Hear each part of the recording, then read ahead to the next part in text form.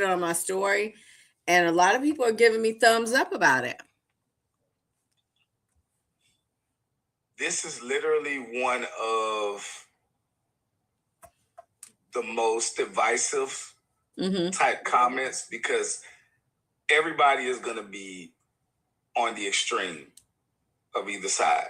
It's either, hey, he should not have said that because that's very insensitive, and then the slippery slope argument, and then all of the stuff that you have with, police brutality and things that have happened from back in the day. Well, Kenneth Walker case and all these other people and stuff like that.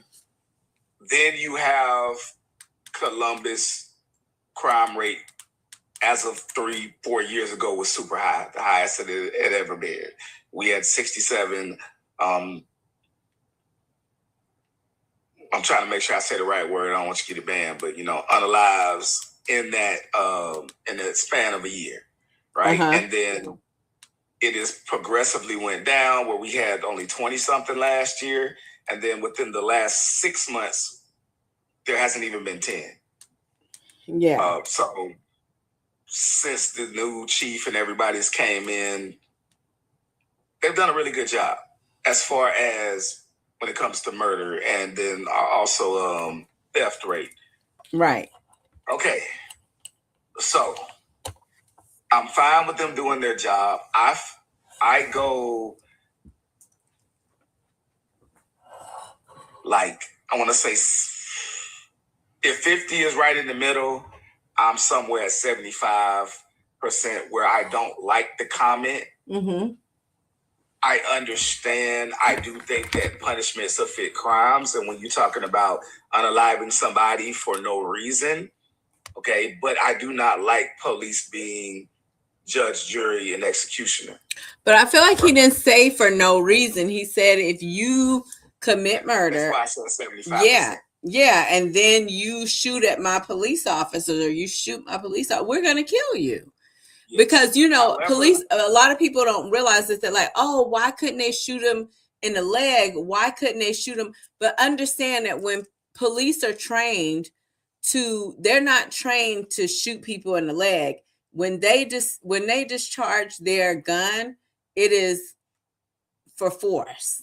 And it's not a leg injury, and it's not a shooting you in the foot or shooting you in the butt. Like, that is not how they're trained. They're trained that if they have to discharge their weapon, that means they feel their life is in danger, which means they should be shooting, making a deadly shot.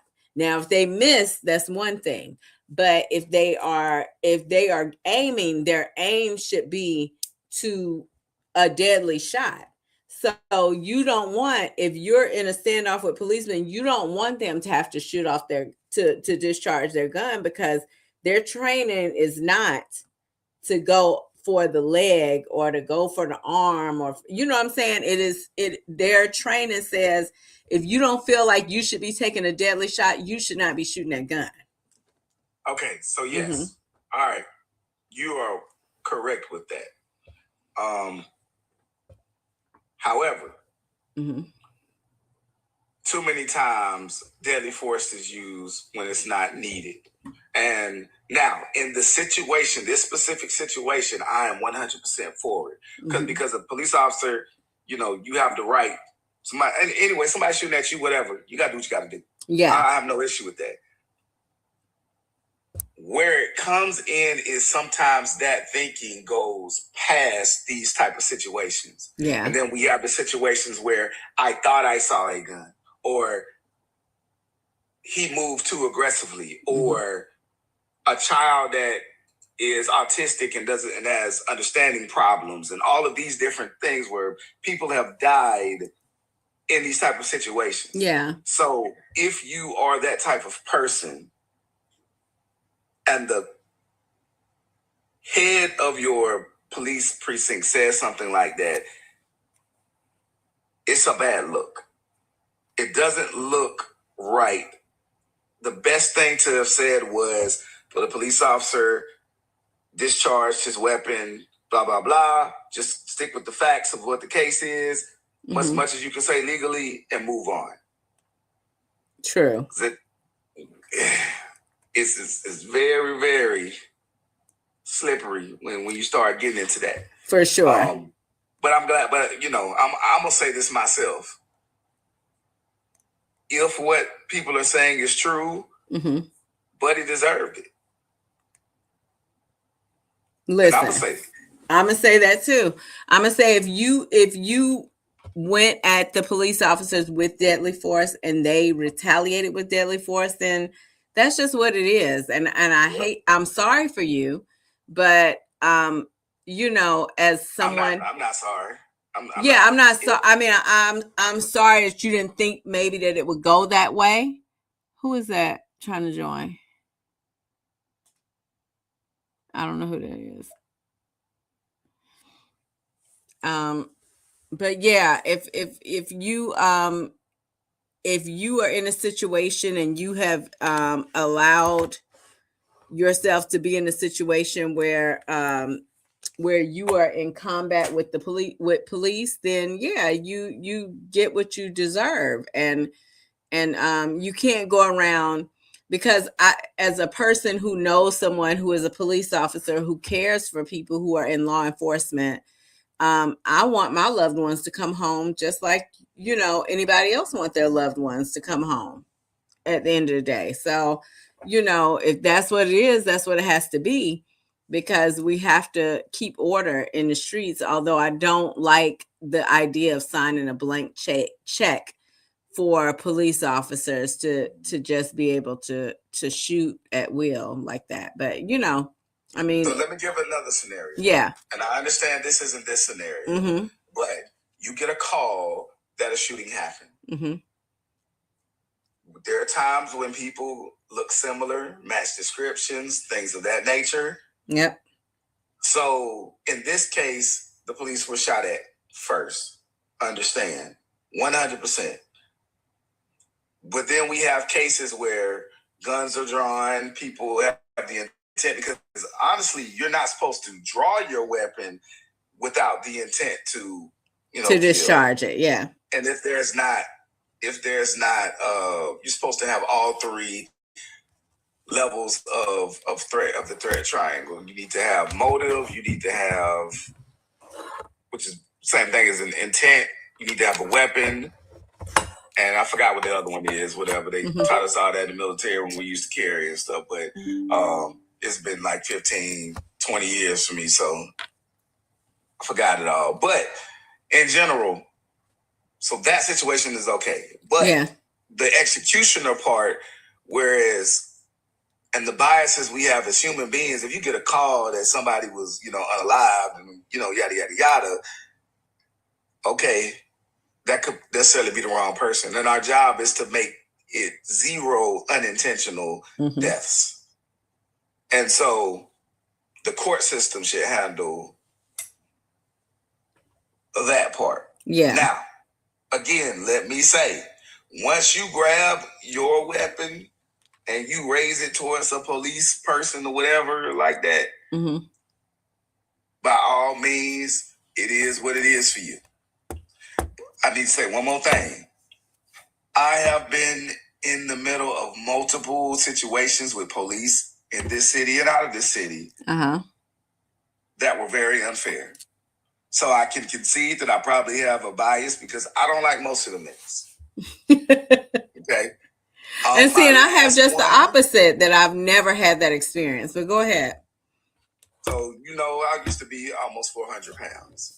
So when I'm driving, I had really bad sleep apnea. So I got to the point where I had an accident coming down County Line Road one time. And from that situation, I ended up just kind of making up my mind, if I ever felt a little sleepy, I would pull over. Yeah. So I was on Buena Vista Road at the top, because at the time I stayed in Crestline. I'm not even 3 minutes away from my house, but I knew I just wasn't going to be able to make it. I probably could have been asleep, and next thing you know, in somebody's yard. Right. So I pulled over at the gas station, and I went to sleep. Next thing you know, I wake up, there's seven cops, guns drawn. I'm talking about yelling at me like crazy. Mm-hmm. I'm in my car sleeping. So I filed a complaint, by the way, which just disappeared. I called multiple times about it and everything because they never filed a police report. Right. Now, basically, I was told that the person at the gas station said somebody was sitting in their car, and since they had been robbed maybe like a week before, everybody was on edge. So they had called the police. Now, nobody came and tapped on my window, like nothing. It was just, I literally woke up, guns surrounded, flashlights, everything. I was disoriented, didn't know what was going on. I literally, and then a dude gonna say a smart comment like, you was 2 seconds from getting your brains blowed out. What? But why, if you were sleeping, then what threat did you pose to them if you were sleeping? That's my point. So when I filed, I went up there and I filed a report, and they said, well, there's no report for you to file because they never like turned in anything. So that's just my latest one. You know, I've been literally pulled over for honestly just being nighttime, and I'm a black man following all the rules. I've been using my phone in the Victory Drive parking lot, where the white dude that stays like in a trailer called on me. It's like 10 o'clock. It wasn't even like, whatever. Getting ready to head down the center stage, but I pulled over to use my phone because during that time that, our city was pushing real hard with the no cell phone stuff and all that. Everybody's catching them little $25 tickets that time. I don't know if you remember them. Yeah. Okay, yeah. So I say all that to say a lot of things have happened, and my interactions with police have not been that great. And I'm a person who generally follows the rules. I did a little sneaky stuff every now and then back in the day, but I'm a law-abiding citizen. But that takes me back to the whole issue with the curfew. And I think it's all about perspective. Like, that is the different axes of this conversation, is that there are people who, like you, have had encounters with the police that were not favorable, that were negative. And then there are people, I think, like me, who I've never had, like a horrible interaction with police. But that just because I don't have I haven't had a negative encounter with police, that does not mean that I do not believe when I hear people say that they do have negative encounters with police. I absolutely believe that. And so for me, and I think for some people, that they feel like, oh, that's never happened to me. And so they have a hard time believing when they hear encounters like the one you just shared. And I think that is the problem that we're having, is that some Black people have not had that encounter. And I feel like it's kind of like women with sexual assault. You believe them. You believe them until I have reason not to believe you. So that is the same attitude I have about this, is that even though I haven't had the experience, just like I haven't had the experience of being sexually assaulted, but guess what? I'm still going to believe when people tell me about their experience. I don't need to have the experience to believe somebody. And I feel like that is where we have to be on that. But with the curfew, I think that's what a lot of people are concerned with, is that there will be some negative encounters with police for children. And it's like, once they have that negative encounter, how do you change that? How do you address that once a child has that encounter with kids? It's like, now that's kind of embedded in their brain of, this is how interactions with police go. Right? I agree with you. So Yeah. that's one thing I worry about. Like I said, my son is autistic, and that's why I had brought that up. And I've always worried about his interactions with police, because a lot of sometimes he needs to hear an instruction a couple of times to really catch on. So if you got 3 or 4 people saying different things to you, like they were doing to me in that situation, yeah, he shuts down. Shutting down in that moment is one of the worst things that you could do, because now it looks like you're not following what they're saying. Unless you have one of those large wristbands, and they don't pay attention to that anyway, if you want to be honest. So, yeah. So the whole curfew thing is, first of all, I do gotta say we do have a functional curfew. Anyway, we've had one for years in Columbus. It's just not enforced. Okay. So that's one thing to consider. I do not agree with a citywide curfew. I'm vehemently opposed to it. Downtown, I do not want a curfew just for them. I understand they pay some extra stuff, and they get some money. I think that there should be a general bigger police presence, because we've seen how upgrading our force and our numbers has helped the city overall. But along with, I did a 5-point plan one time to help stop police brutality, and nobody listened to it. Nobody gave a fuck about it. Whatever. But, why do you say that? Because they don't. Nobody listens to me until like some bad shit happened, and then people want to come back to some of my old stuff. I have this thing called the Cassandra complex. Greek mythology, Cassandra was someone who denied Apollo the advances, and basically, anytime a god couldn't get no cut up, they would curse the woman or whatever. It's like very horrible to be a woman, and especially in that time. So first thing they did was, since he was the god of prophecy in Greek and Roman mythology, he cursed her to be able to see things, but when you speak on it, nobody will believe you. Right. So the Trojan War, she was the girl that yells out, "Hey, it's some niggas in that horse." And everybody was like, "No, they're not. You're stupid." Yeah. So anyway, I've been having these conversations really deep since about 2012. And once I was out the military and I could speak a little freely. Right. But nobody been listening to me, so I had to start saying crazy stuff, like on some Charleston White stuff, to actually start getting a name for myself. Please let Charleston White stay where he is.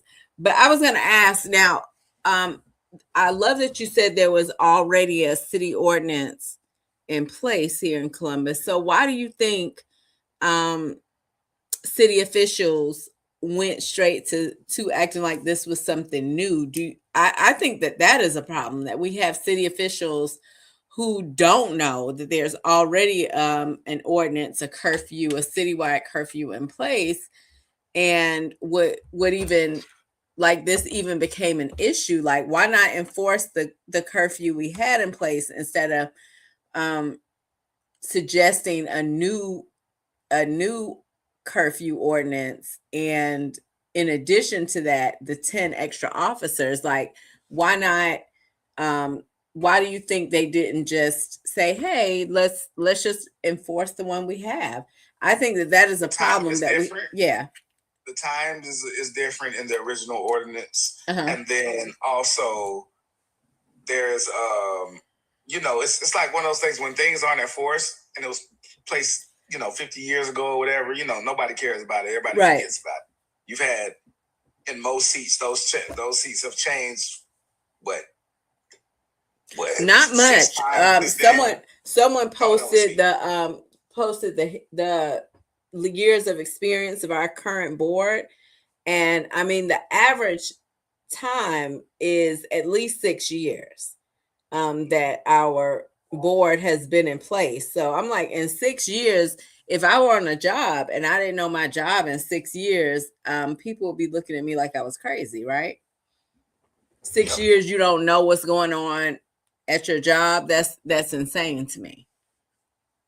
And I feel like that's what we have is people who have been on the job for 6+ years, and they, instead of saying, hey, let's look at how we can adjust this ordinance we already have in place, their response to what Uptown Columbus showed them was, hey, let's make a new curfew as if there wasn't already a curfew in place. I think that's a huge problem for sure. Well, enforcement matters more than the rule. Mm-hmm.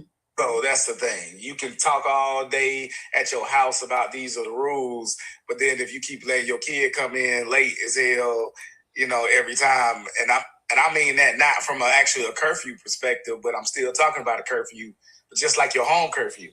Uh-huh. And if you cool, we all know you're supposed to be here by 11. But if you keep coming in at 1:30 and then I don't do nothing about it, the rule is nothing. Right. Yeah. That's basically, to me, that's more important. How we're gonna enforce it, and they're talking about the fines for the parents.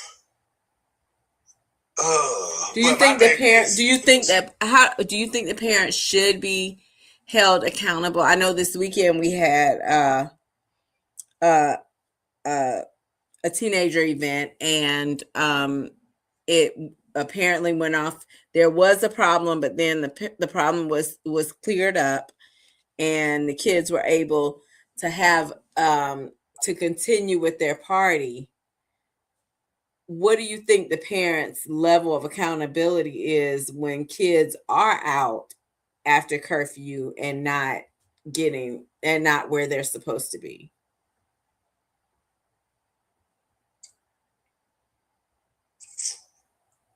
I thought about this a lot recently. It's 50-50. Because where should your kids be after 9 o'clock? I'm just confused about that. Like, where should the kids be after 9 o'clock besides at home or somewhere where the parents know where they are? According to their age, you could literally be out to eat at 9 o'clock.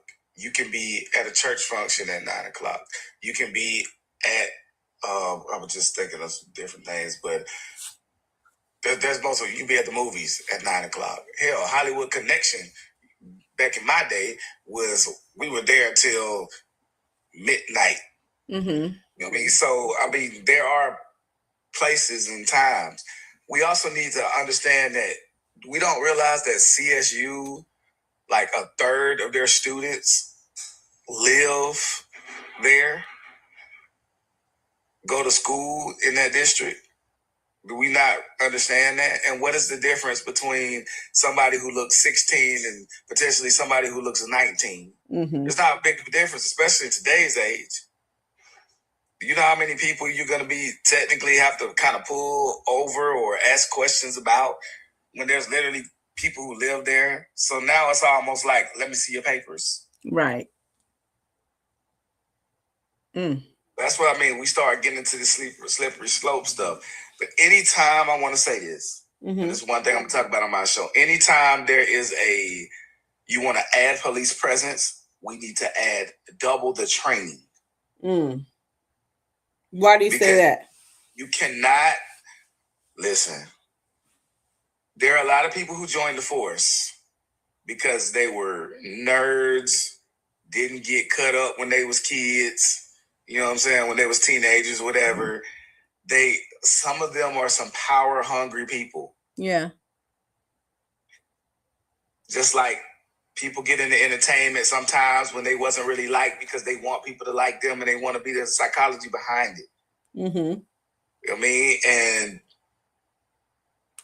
sometimes people who had a lack of power, they tend to get into those type of jobs now. I can bully because I was bullied. Right. we need sensitivity training. We need community-based training. Understanding if I'm going to police these areas, I need to understand the lingo. I need to understand the general body language. I need to know what these kids are doing, how they're moving, and not making assumptions based off of things. There's a lot of things we need to understand.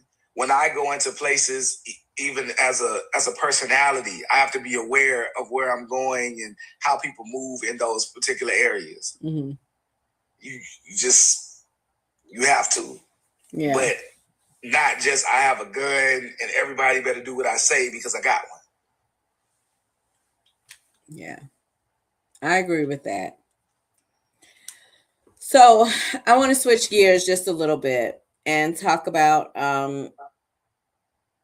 we just finished a very historic election. And listen, I know you don't like to get into it on your show, but this here my juke joint. So we're gonna get into it here.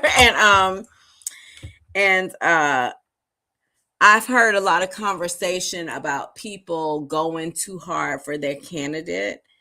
And I want to dig into that. Like, do you think that was a problem, that people went too hard for their particular candidates? And I think, and the other nuance of that conversation is that I feel like the people who are saying it are the people who went the hardest for their, even though they're like, oh, I never endorsed anybody.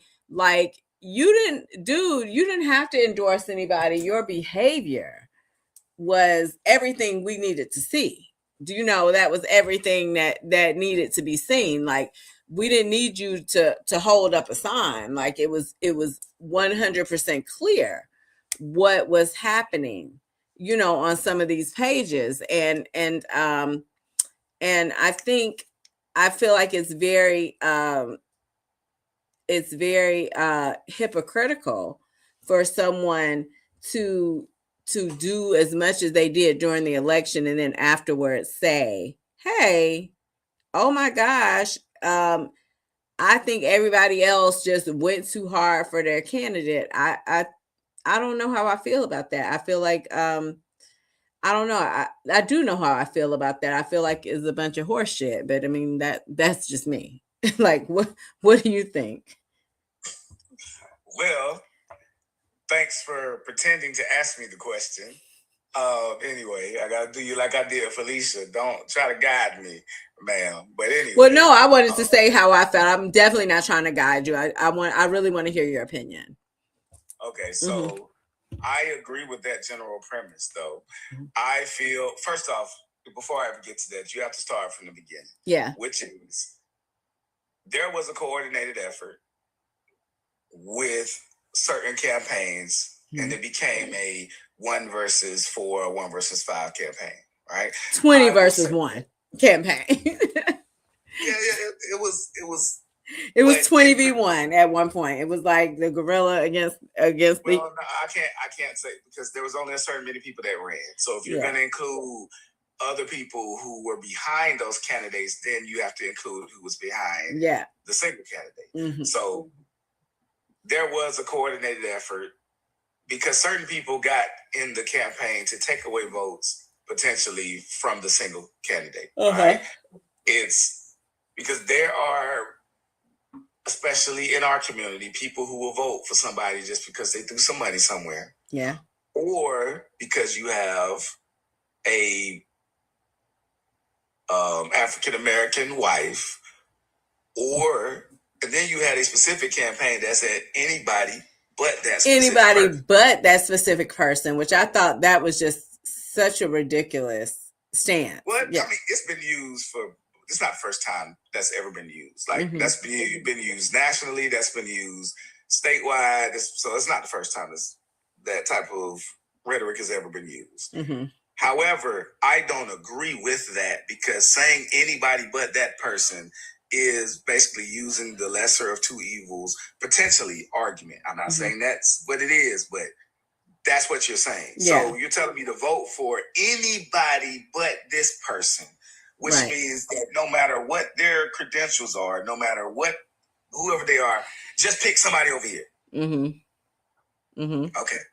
which isn't a smart tactic in most places, but because of how we vote with you have to have 50 plus 1, that's why that tactic is able to prolong the situation. Right. Because you can't run that if it's just a straight whoever wins the most votes. Right. You have to, everybody has to get behind one candidate, everybody has to get behind the other candidate, and you run it 1v1. That's why I want to get rid of that. You want to get rid of what? The 50 plus 1. I don't know. I think that's a great thing because I feel like whoever runs our city, you should have the majority of the people behind you.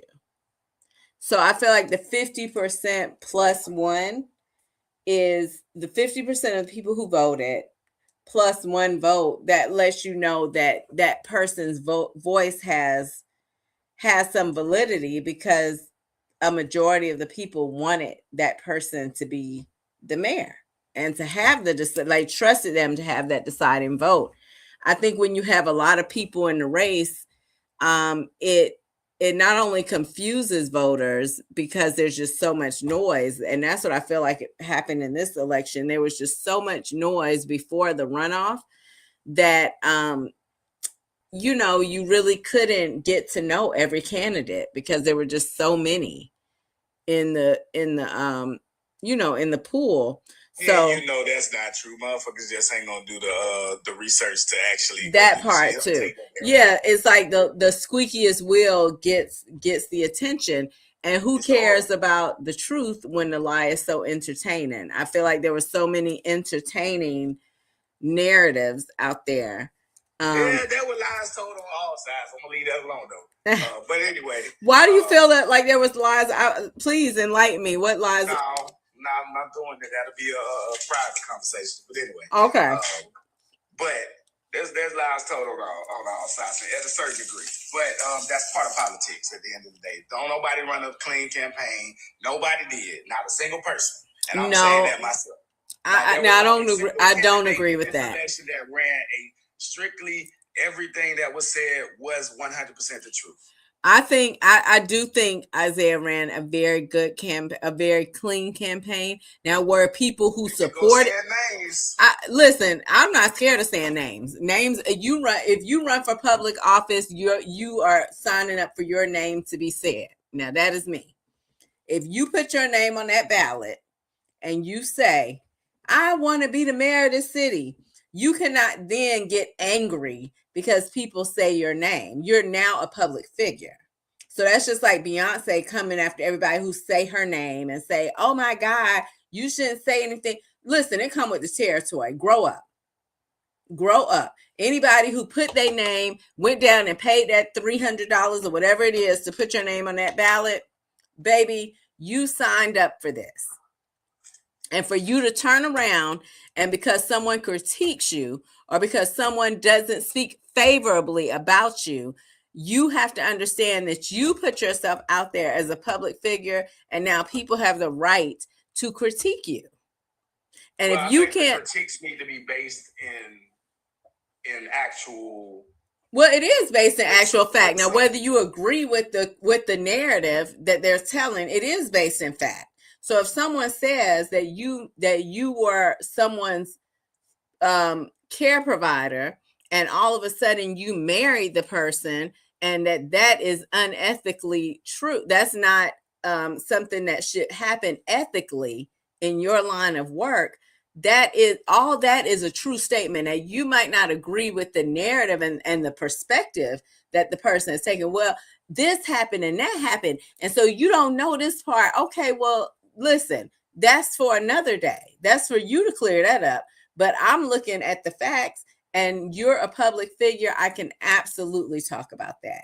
And for you to go down to the police office, the police chief or whatever, or if you're running for office and someone wants to question whether you actually live in that district, and so they did their research to find out if you lived in that district, you are open market because you put your name on that list and said, I want to represent the people. And so when you put your name on that list and say, I want to represent the people, just like when you sign the Death Row Records and say you want to be an artist, then guess what? Now you're a public figure.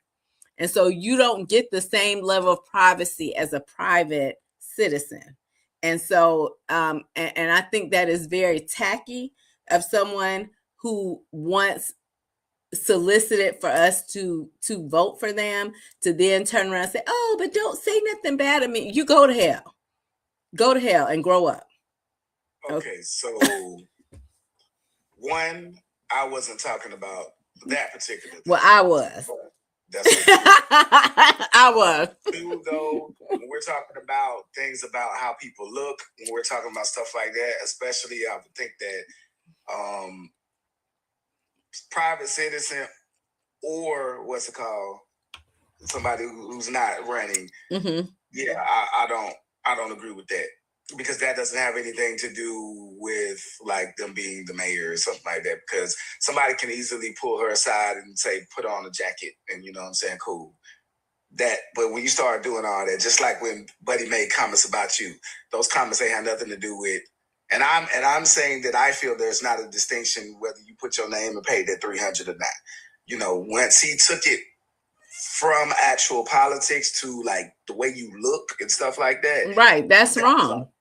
And I feel like that was wrong. Let me tell you why I feel like the difference there is that for me to look at how he was moving throughout the community, and for me to say, you are giving the signs of a community grifter, a political grifter, and for you to then say, as for me as a private, I'm saying that to you as a political candidate, for you to then turn to me as a private citizen and say, who just had a critique of you, and say, hey, you're ugly. Like, that's crazy to me. That's crazy. I'm saying nobody who we've got to be consistent. But guess what? Because I put myself out there as well, I think it would be wrong for me to then go and file a suit against him and say, oh, he's bullying me. Like, no, I didn't have to put my opinion out there, but I did. And so when I put my opinion out there, guess what? That opens me up for people to critique my opinion. And that's fine. Now, do I think it is appropriate? It was not appropriate, but is it unlawful? Is it someone going against my human rights? No. But do I think it's appropriate? Absolutely not. Those are two different things, I guess. I think all attacks on the way people look and dress, I think are off. And then obviously things like family and stuff like that. If the family is not in a like children and stuff like that, like just leave all that alone. That's how I feel.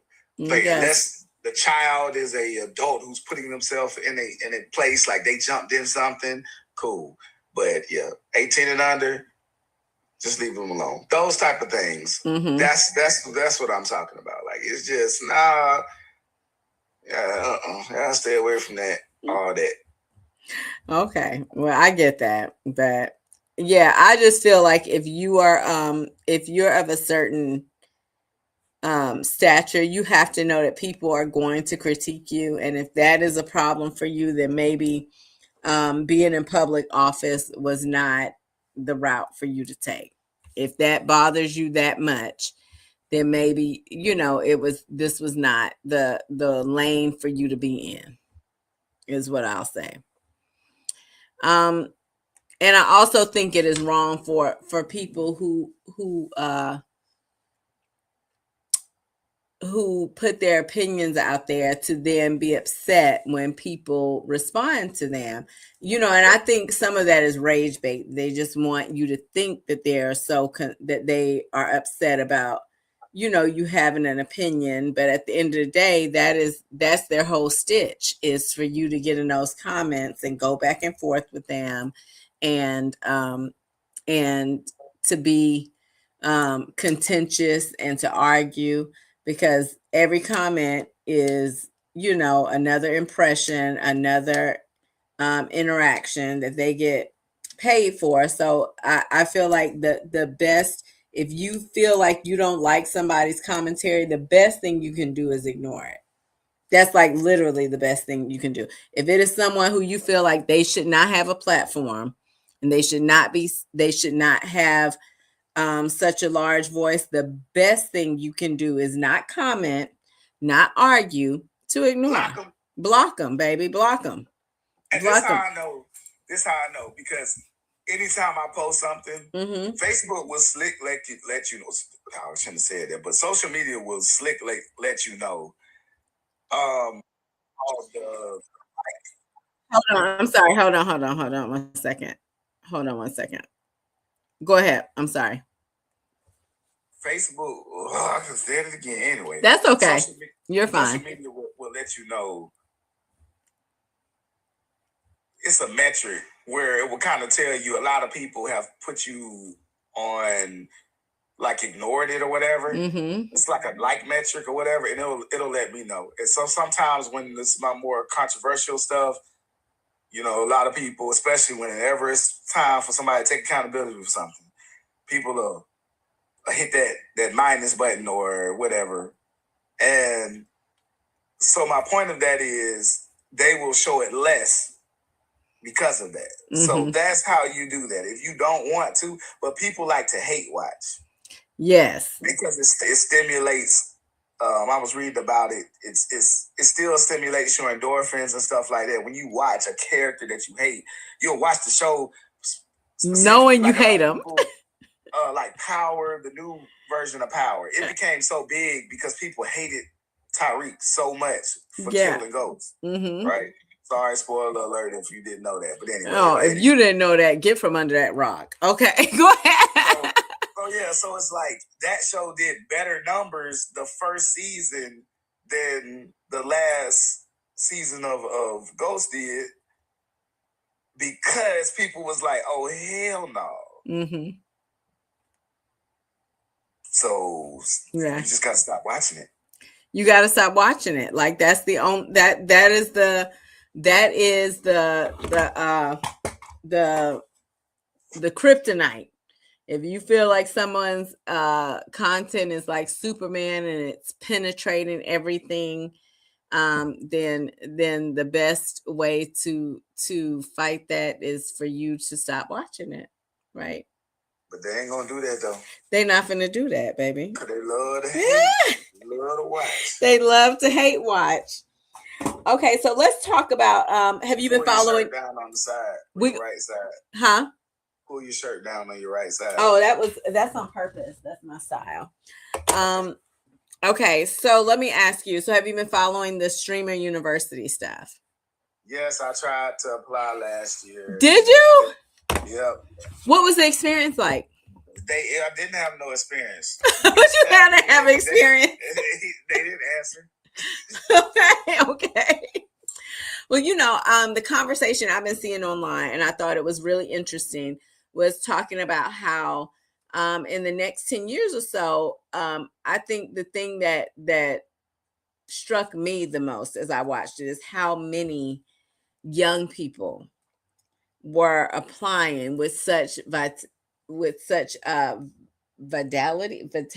or with in such extreme numbers, and how hard they were going to be a part of this. And I'm like, I saw a study or an article that was talking about how in 10 years, we're going to have so many people who want to be streamers, who want to be influencers, who want to be podcasters, who want to be in this social media space, that we have a shortage of professionals, and we have a shortage of people who actually do the work, I guess. What do you think about that? Where kids want to be influencers more than they pursue college and things like that. Yeah, we've been building towards this since, some of these apps, especially the red one, first started. So the problem is consumption versus the consumers. It'll be too many people trying to be streamers and not enough people watching. That's going to be a big problem also. So I don't know how we're going to combat it, but I also think that the next wave of technology is going to stop that too, because then everybody's going to be online at one time. So when we finally get to this VR world and stuff where people are sitting on their couches with their headset and everything, then everybody's going to be on damn near 24/7 anyway. So that'll fix itself, but then that brings its own problems with it. You know, now in sedentary lifestyles, now everybody's going to be overweight because, you sit on a couch with a VR set and not working out, doing anything, Think about how many things that we outsource to that type of stuff now. Anyway, we're moving towards it. Yeah, and I think we're up at 1 a.m. in the morning. Yeah, we're on at 1 a.m. in the morning, like while I'm talking about this, for sure. Yeah, I just think I wish there were more children or more young people, but can we blame them? Because when you look at people, they're looking at us or not us, my generation. I feel like, because you're a millennial, I'm in the middle of millennial and Gen Z, but probably more so on Gen Z. And I feel like they look at our generation. We ain't gonna do you like that. You're late Gen Z. I'm late Gen Z, early millennial, and that's why I can see both sides. But I feel like for the Gen, or I'm Gen X and millennial, Gen Z is where they're looking at our generation and seeing people who went to 4-year colleges and seeing people who went even further, got advanced degrees. And you have people who went to no school who are living better, who are making more money by way of the internet. And so can we blame them that they feel like that is the route to go and that it's okay to go that route? But at what detriment? Like, at what point is it going to be, at what is the tipping point where we don't have enough professionals and we don't have enough people running the business and we don't have enough doctors and lawyers and plumbers and electricians, and because everybody wants to be a streamer. Yep. I'm trying to move my son into trades, like stuff like, bro, listen, you're not the smartest tool in the shed. I love you. Wait. That is love. That is love, to be able to tell your child that, though. But he works harder than his father. He works hard. Yeah. So you're literally the test case. Like, okay, if we can get you to understand some core concepts, but you don't have an issue with being out there in that hot sun and doing some stuff like that or whatever it is, and we can work you to be 5 years from now, you can be somebody's boss. Especially if you start early. You can be somebody's boss at 25 if you get in there at 20. Right. So let's do that. Let's get you 2 years of trade school, learn a trade at Columbus Tech or wherever. I'm going to be the type of parent that, even like same thing with my daughters, although they're blessed with the other side of it. So, hey, y'all can stay here for a few years. I'm not going, not gonna kick you out at 18. Like, that don't make no sense. Right. First of all, he's 18 now as a senior. So yeah, you got a couple of years. You're not kicking your kids out at 18. Yeah, no, hell no. Oh, I can't. I hate when I hear people say stuff like that. Like, to me, generational curses. Yeah, my daughter can stay as long as she wants. No, I did not say that. That's not what do.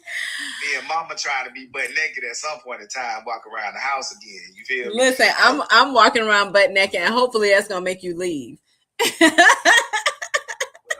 lady who has a lady can do that. I can't.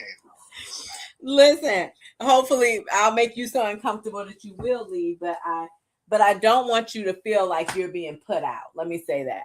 I feel like kids should not feel like they're being thrown to the wolves, because I feel like that, like you said, generational curses, when you continue to perpetuate the things that have held so many of adults back, of having to struggle from the time they're 18 until and then God forbid you never have a mate, or then it's like you're just struggling from from 18 until whenever you get to the point of having some, some financial freedom, which for some people that never comes, and it all started from being, catapulted into adulthood at a time when, and credit shot at 19. Yes, and they had to do what they had to do to, to try to make it, but they weren't the best decisions. Like getting a credit card with 42% interest is crazy,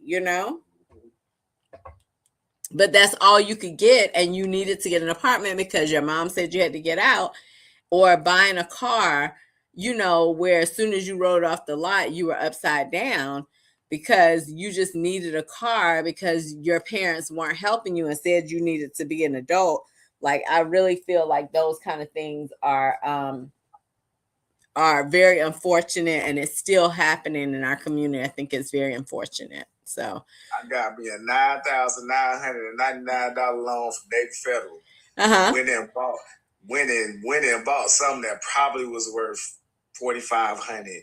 They charged me all $9,999. The car went out on me. I had it 6 weeks.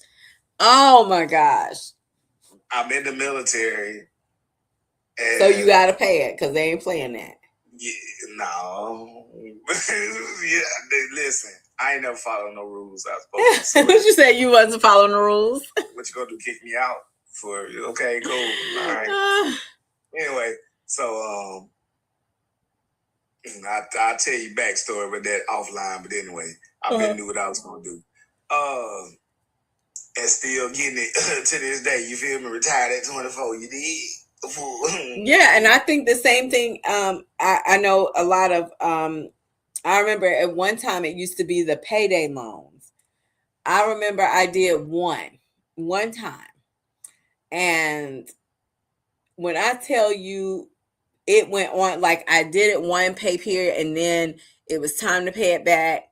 But of course now, something else is due, and so you do it again. I think I did it for like 3 months, and finally I was just like, you just got to pay it. You got to pay. You got to bite the bullet. I'm going to have to go 2 weeks and not have a whole lot of money, but I got to pay it and get this. And I never did it again after that because it like really taught me a lesson, and it showed me how people get into that cycle and how easy it is to get into that cycle of, doing something that seems harmless. And the next thing you know, you're just, rolling the debt over, and that's how these companies make money like that, and it's very predatory. So I think that is one reason why I'm staunchly against having your kids leave at 18, because I feel like they have no idea what this world is about, and you can mess around and